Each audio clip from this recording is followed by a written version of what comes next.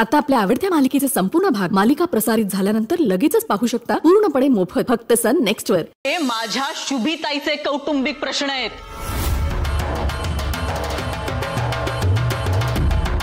आजवर तुम्ही अर्पिताला छळलंय, पण आता नाही।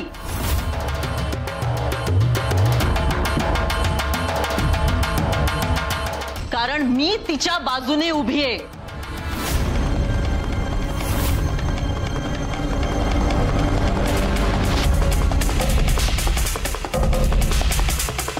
मी या घरातून जाणारच आहे, कायम राहायला आलेलीच नाहीये इथे।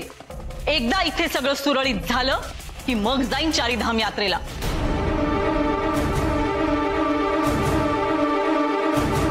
नाहीतरी माझ्या आयुष्यात आहे काय? ना आई बाप, ना नवरा, ना बहीण।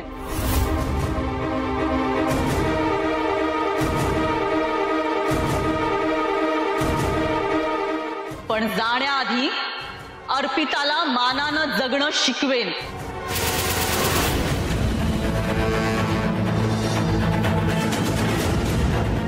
इथे सगळं नीट झालं की मगच इथून जाईन।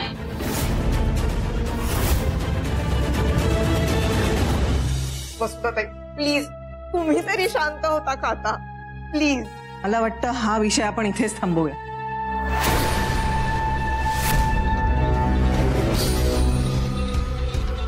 मंजू, तुला जे काय गौतमशी बोलायचंय ते तुमच्या खोलीत जाऊन बोल। उगीच चार चौघांसमोर तमाशे नको। चार चौघात म्हणजे? मी कोणी परकी आहे का अर्पिता परकी आहे? मग तिच्या अस्तित्वाबद्दल आपण इथे चार चौघात का नाही बोलू शकत? वसुधा, हा आमच्या कुटुंबाचा प्रश्न आहे। या कुटुंबात अर्पिताला अस्पृश्यासारखी वागणूक मिळते।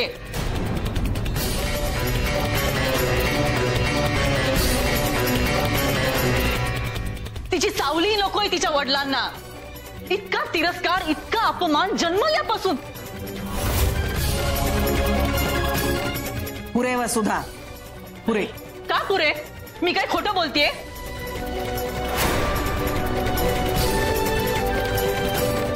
तुमचा मुलगा अर्पिताशी इतकं वाईट वागतो हे दिसत नाही तुम्हाला? हे संस्कार दिलेत तुम्ही त्याला की त्यांनी कसंही वागावं आणि त्या बिचाऱ्या मुलीनी खाली मान घालून सगळं सहन करत राहावं?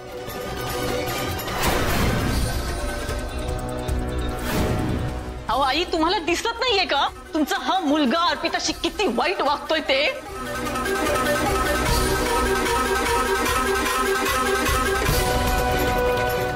असे किती दिवस झालेत ग तुला अर्पिताला भेटून? किती दिवसाची ओळख आहे तुमची? तिचा जन्म झाला तेव्हा होतीस तू? होतीस तिच्या बारशाला? आपल्या बहिणीला एक मुलगी आहे हे तरी माहित होतं का तुला? आणि आता इतक्या वर्षानंतर अवतरलीस काय? प्रश्न काय विचारतेस? अर्पिताचा जन्म झाला तेव्हा तिची पहिली आई मी होते।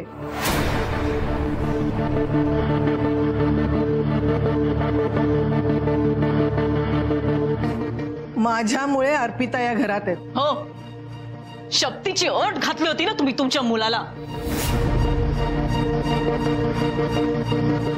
ही तर जबरदस्ती झाली ना तुमच्या मुलावरती।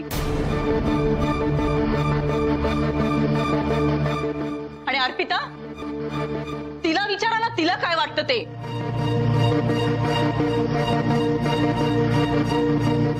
एक मिनिट, त्या मुलीला काय विचारायचंय?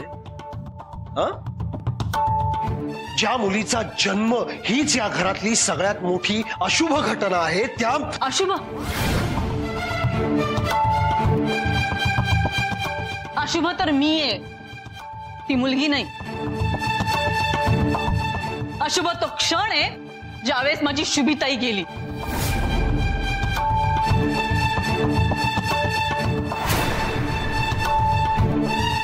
अशुभ कशाला म्हणतात माहितीये तुम्हाला? एखाद्या माणसाला जनावराप्रमाणे वागवणं म्हणजे अशुभ। अशुभ म्हणजे या घरात जन्माला आलेल्या मुलीला बाप असून बाप नसणं.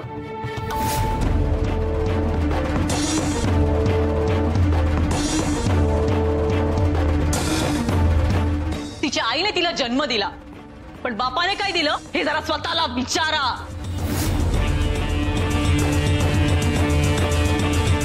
मग कळेल तुम्हाला तुमचं वागणं बोलणं सगळंच अशुभ आहे.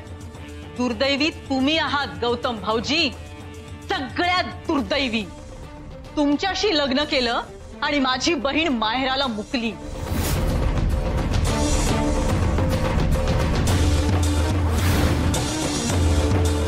तुमच्या लेकीला जन्म दिला आणि शुभिताई गेली.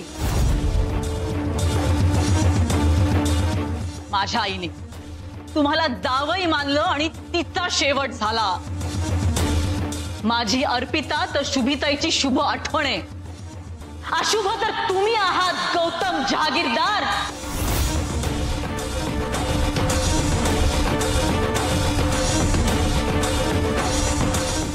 सगळ्यात दुर्दैवी अपशकुनी नवरा आणि बाप.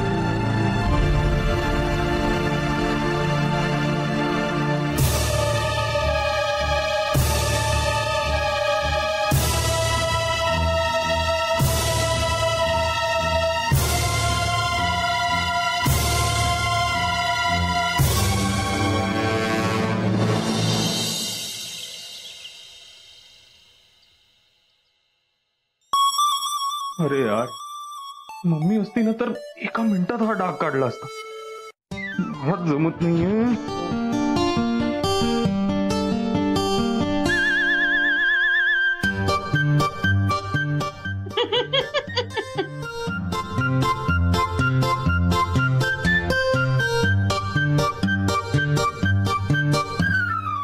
काय करतोयस हे? दिसत नाहीये. अगं खाताना डाळ सांडली म्हणून डाग लागलाय. तो साफ करण्याचा प्रयत्न करतोय पण होतच नाहीये. तुला तुझ्या मम्मीने शिकवलं नाहीये का कपडे कसे धुतात ते? अगं काय ना, आमच्याकडे ना जरा गोंधळच आहे. म्हणजे मम्मी म्हणते की स्वतःचे कपडे स्वतःच धुवायचे, पण पप्पा नाही. ते म्हणतात की ही सगळी बायकांची कामं आहेत. नाही, तसं मला पप्पांचं हे मत फारसं पटत नाही, पण मला आता कळतच नाही मी काय करू. ते अगं अर्पिता, हे काय करतेस तू? ते साफ करायचंय ना. मग काय हे असं साफ करणार आहेस का? शर्ट नको काढायला? हे नाही नाही, मी हे शर्ट वगैरे काढणार नाहीये. पण काय ग, तुला लाज नाही वाटत? एका तरुण मुलाच्या इज्जतीवर हात टाकतेस तू? Shut up. नाटकं नको करूस हा.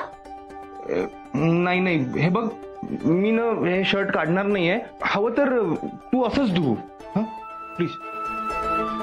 ओके.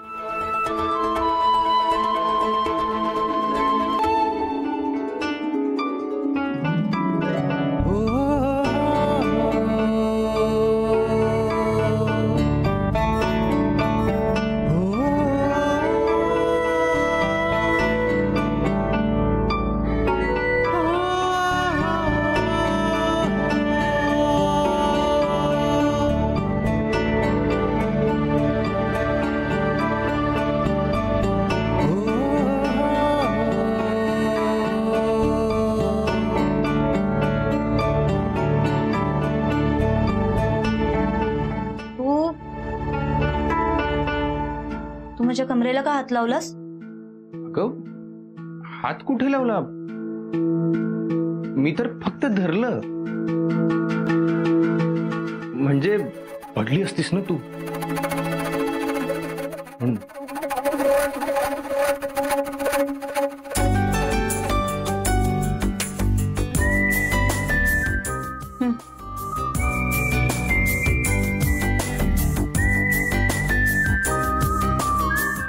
ठीक आहे.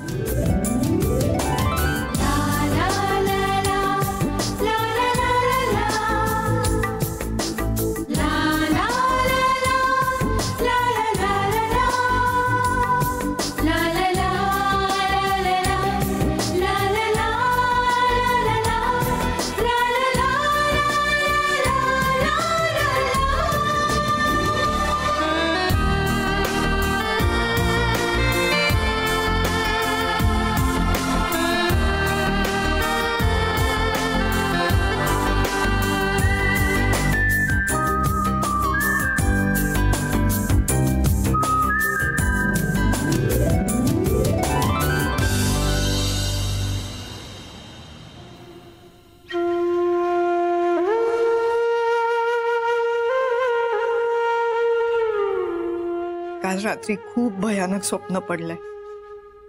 देवा, असलं काहीही होऊ देऊ नकोस. या घरातलं वातावरण गढूळ होऊ देऊ नकोस. वसुधा त्यांची रक्षा कर आणि माझ्या आणि अर्पितामध्ये दुरावा येऊ देऊ नकोस.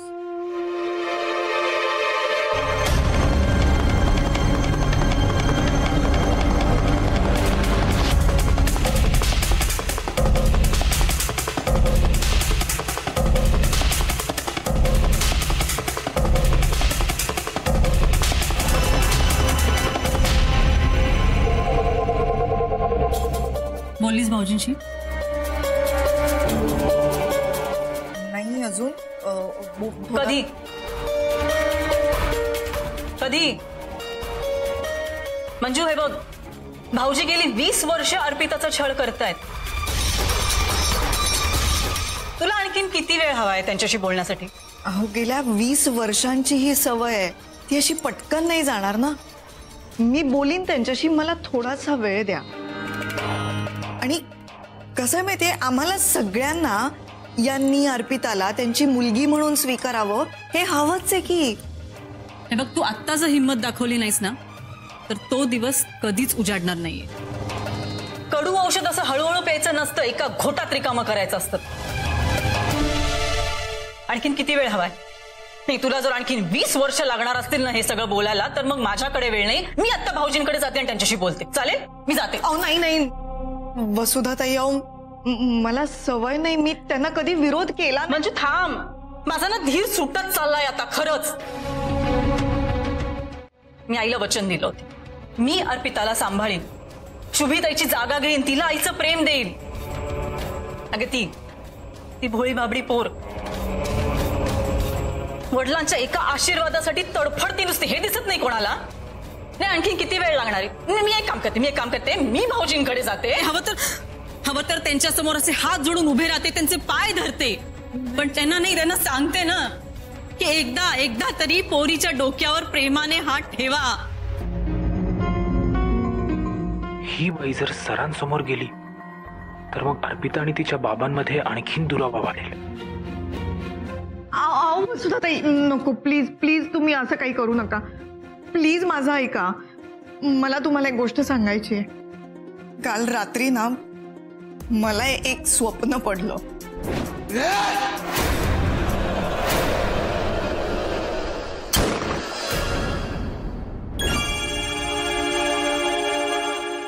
यांचा राग ना तुम्हाला माहित नाहीये, खूप टोकाचा राग आहे.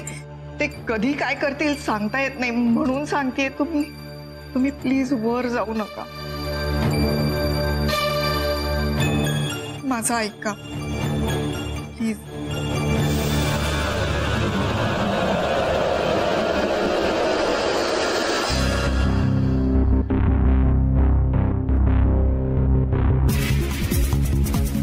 खरंच तो गौतम असं करू शकेल? काय करू मी काय भित्री नाहीये. आता खेळ सुरू केलाय तो पुढे न्यायलाच हवा. स्वप्नांना मी काही घाबरत नाही. मला तसंही गौतमला संपवायचंय. अर्पिता फक्त एक प्याद या खेळात.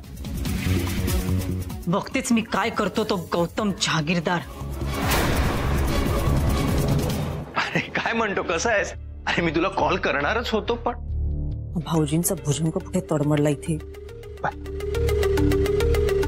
काय झालं मावशी? कुठे जाताय का? मला भाऊजींना भेटायचं. नाही नाही नाही, तुम्हाला आता त्यांना भेटता येणार नाही. ते काय ते काही इम्पॉर्टंट मीटिंग मध्ये जरा बिझी आहेत ना, म्हणून. एक मिनिट. मी ना तुझ्या सरांची मेहुणी आहे. मी त्यांना कधी भेटू शकते. नाही मान्य आहे, तुम्ही सरांच्या मेहुणी आहात, पण काय ना, सरांचे जे रूल्स आहेत ना ते सर्वांसाठी सारखेच आहेत. लावू दे मला ते रूल्स वगैरे नको सांगूस तुझे. हे बघ, तू नोकर आहेस ना, नोकरासारखाच राहा. बघा, मी सरांचा बॉडीगार्ड आहे, नोकर नाही. हे ऐक, मी तुझ्यासारख्या दीड दमडीच्या बॉडीगार्डला घाबरत नाही. मला भाऊजींना भेटायचं. भाऊजी थांबा, ऐका. ओ भाऊजी. मावशी ऐका. भाऊजी हे बघा, हे बघा, तुम्ही आज जाऊ शकत नाही. मी तुम्हाला सांगितलंय ना सर मीटिंग मध्ये. बघ मला जायचं. नाही नाही प्लीज. भाऊजी भाऊजी काय काम?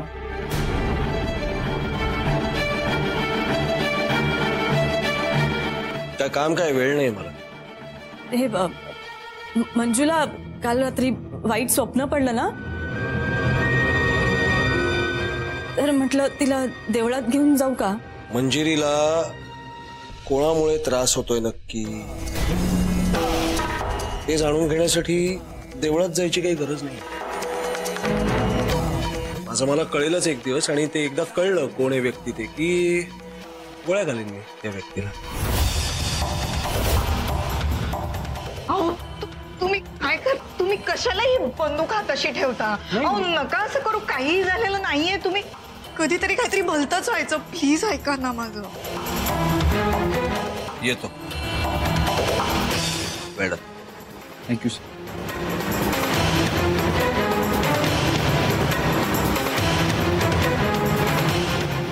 सुद्धा ते मी तुम्हाला सांगितलं होतं ना, तुम्हाला यांचा राग माहित नाही.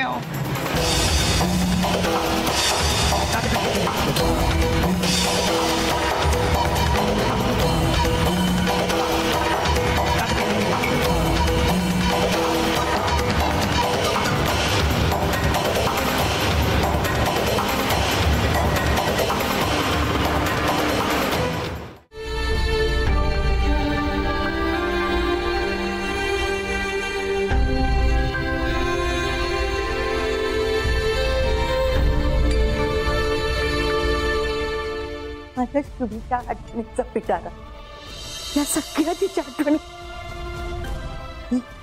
तिची छोटीशी बाटुकी. आणि दाखवू, हे बघ तिची डायरी. आणि तू फोटो बघितलास त्याच्यातला?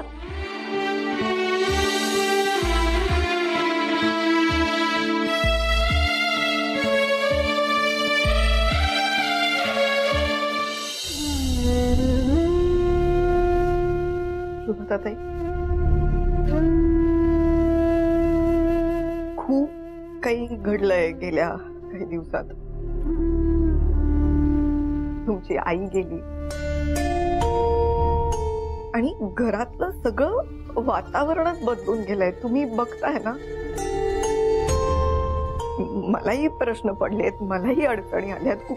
कुणाजवळ मन मोकळं करू मी?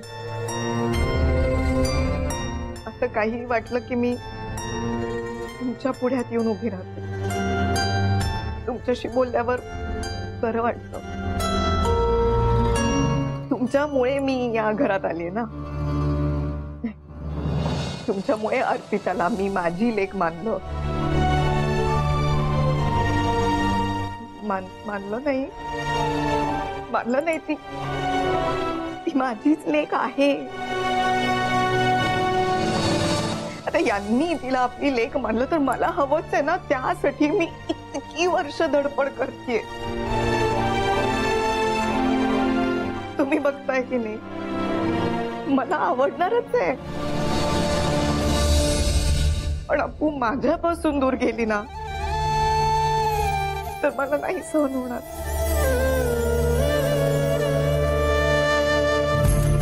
वसुधाताई या घरात आल्या आणि खूप वेगवेगळ्याच गोष्टी घडतायत.